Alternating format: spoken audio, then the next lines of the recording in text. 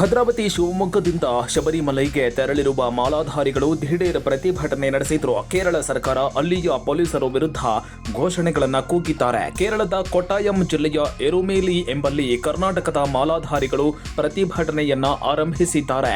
ಕರ್ನಾಟಕ ಸೇರಿದಂತೆ ವಿವಿಧ ರಾಜ್ಯಗಳಿಂದ ಆಗಮಿಸಿರುವ ವಾಹನಗಳನ್ನು ಎರುಮೇಲಿ ಎಂಬಲ್ಲಿ ತಡೆದು ನಿಲ್ಲಿಸಲಾಗ್ತಾ ಇದೆ.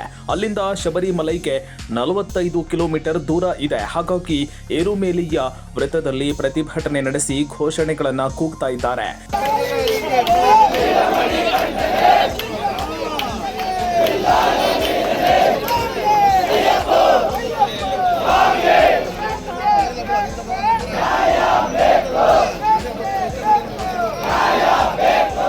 ಕೇರಳ ಸರ್ಕಾರ ಕರ್ನಾಟಕದ ಭಕ್ತರಿಗೆ ಅನ್ಯಾಯ ಮಾಡ್ತಾ ಇದೆ. ಬೆಳಗ್ಗೆ 10 ಗಂಟೆಯಿಂದ ಕರ್ನಾಟಕದ ವಾಹನಗಳನ್ನ ಮಾತ್ರ ತಡೆ ಹಿಡಿದಿದೆ. ಆದ್ದರಿಂದ ಕರ್ನಾಟಕ ಮುಖ್ಯಮಂತ್ರಿ ಅವರು ಕೇರಳ ಸರ್ಕಾರದ ಜೊತೆ ಮಾತನಾಡಬೇಕು ಅಂತ ಆಗ್ರಹಿಸಿದ್ರು. ಕರ್ನಾಟಕದ ಭಕ್ತರ ಯಾತ್ರೆಗೆ ತೊಂದರೆ ಆಗದಂತೆ ನೋಡಿಕೊಳ್ಳಬೇಕು. ನಾವು ಕೇರಳದಲ್ಲಿ ಅತಂತ್ರರಾಗಿದ್ದೇವೆ. ಬೆಳಗ್ಗೆ 10 ಗಂಟೆಯಿಂದ ರಸ್ತೆಯಲ್ಲೇ ಇದ್ದೇವೆ. ಭದ್ರಾವತಿಯಿಂದ ಇಲ್ಲಿಗೆ ಬಂದಿದ್ದೇವೆ. ನಮ್ಮೊಂದಿಗೆ ಮಕ್ಕಳು ಕೂಡ ಮಾಲೆ ಧರಿಸಿ ಬಂದಿದ್ದಾರೆ.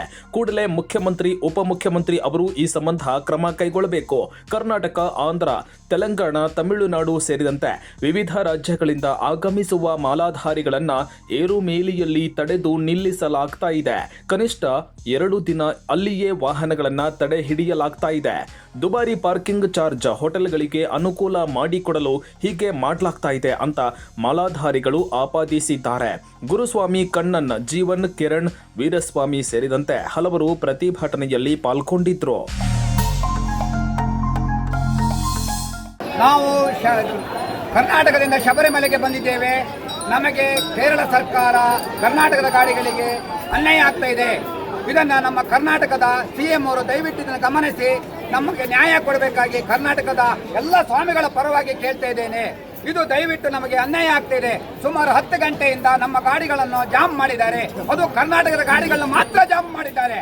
ದಯವಿಟ್ಟು ಇದ್ರ ಬಗ್ಗೆ ನಮ್ಮ ಕರ್ನಾಟಕದ CM ಅವರು ಗಮನಿಸಿ ನಮ್ಮ ಈ ಸ್ವಾಮಿಗಳ ಯಾತ್ರೆಗೆ ಕೇರಳ ಸರ್ಕಾರಕ್ಕೆ ದಯವಿಟ್ಟು ತಿಳಿಸಿ ನಮ್ಮ ಯಾತ್ರೆಗೆ ಸುಖಕರವಾಗಿ ಆಗಬೇಕಂತ ನಮ್ಮ ಸಿದ್ದರಾಮಯ್ಯನವರಿಗೆ ಮತ್ತೊಮ್ಮೆ ಕೇಳ್ಕೊಳ್ತಿದ್ದೇವೆ. ಸುಮಾರು ಲಕ್ಷಾಂತರ ಜನ ಕರ್ನಾಟಕದವರು ಎರಿಮನೆಯಲ್ಲಿ ಜಾಮ್ ಆಗಿದ್ದಾರೆ.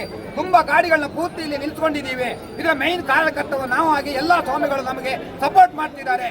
ದಯವಿಟ್ಟು ಇದ್ರ ಬಗ್ಗೆ ನೀವು ಗಮನ ಹರಿಸಿ ನಮ್ಮ ಕಷ್ಟವನ್ನ ಕರ್ನಾಟಕದ CM ಮತ್ತು DCMಗಳು ಎಲ್ಲ ಮಿನಿಸ್ಟರ್ಗಳು ಗಮನ ಹರಿಸಿ ನಮಗೆ ದಯವಿಟ್ಟು ನ್ಯಾಯ ಒದಗಿಸಿಕೊಡ್ಬೇಕಂತೇಳಿ.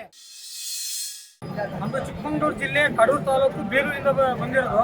ಸ್ವಾಮಿ ನಾವು ಬೆಳಿಗ್ಗೆ 9:30 ಇಲ್ಲಿಗೆ ಬಂದಿದ್ದೀವಿ. ಇಲ್ಲೆಲ್ಲ ಪೂಜೆ ಎಲ್ಲ ಮುಗಿಸ್ಕೊಂಡು ಗಾಡಿಗಳು ಸ್ಟಾರ್ಟ್ ಮಾಡಿದ್ರೆ ಇಲ್ಲಿ ಹೇಳ್ತಾ ಇದ್ದಾರೆ ನಿಮ್ಮ ಗಾಡಿಗಳನ್ನ ನಾವು ಬಿಡಲ್ಲ ಅಂತ.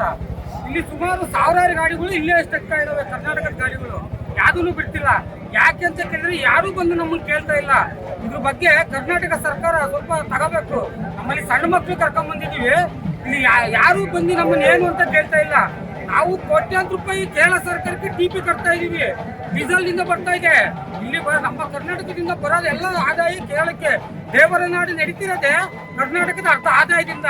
ಅಂಥದ್ರಲ್ಲಿ ನಮ್ಮನ್ನೇ ಇಲ್ಲಿ ಕಟ್ಟಾಕೊಂಡು ಅವರು ಪ್ರೈವೇಟ್ ಗಾಡಿಗಳನ್ನ ಅವ್ರು ಕೇರಳ ಸರ್ಕಾರ ಬಸ್ಗಳನ್ನ ಆರಾಮಾಗಿ ಬಿಡ್ತಾ ಇದ್ದಾರೆ. ನಾವು ಯಾಕೆ ಅಂತ ಕೇಳಿದ್ರೆ ಇಲ್ಲಿ ಯಾರು ಬಂದು ನಮ್ಮನ್ನ ಏನು ಕೇಳ್ತಾ ಇಲ್ಲ. ಸ್ವಾಮಿ ಇದನ್ನ ನೀವು ಗಣತಿ ತಗೊಂಡು ಅತಿ ಜಲ್ದಿ ನಮ್ಮನ್ನ ಸನ್ನಿಧಾನನ ತಲುಪುವಂತ ವ್ಯವಸ್ಥೆ ಮಾಡ್ಕೊಡ್ಬೇಕು. ರಾಜ್ಯ ಸರ್ಕಾರ ತಗೋಬೇಕು.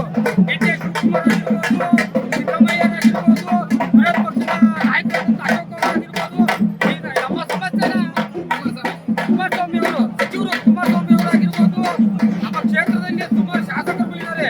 ಇವೆಲ್ಲ ತಗೊಂಡು ನಮ್ಮಂತ ಭಕ್ತಾದಿಗಳು ಇಲ್ಲೆಲ್ಲ ಕರ್ನಾಟಕದವರೇ ನಿಂತಿರೋದು. ಈ ಸುತ್ತ ನೋಡ್ಬೋದು.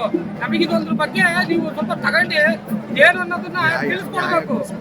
ಕೇರಳ ಸರ್ಕಾರಕ್ಕೆ ಅತಿ ಜಲ್ದಿ ಒಂದು ರಾಜಕೀಯ ವಿಚಾರವಾಗಾದ್ರೆ ಕೇರಳ, ತಮಿಳುನಾಡು, ಆಂಧ್ರ ಅಂತ ಎಲ್ಲ ಕಡೆ ಮಾತಾಡ್ತೀರಾ.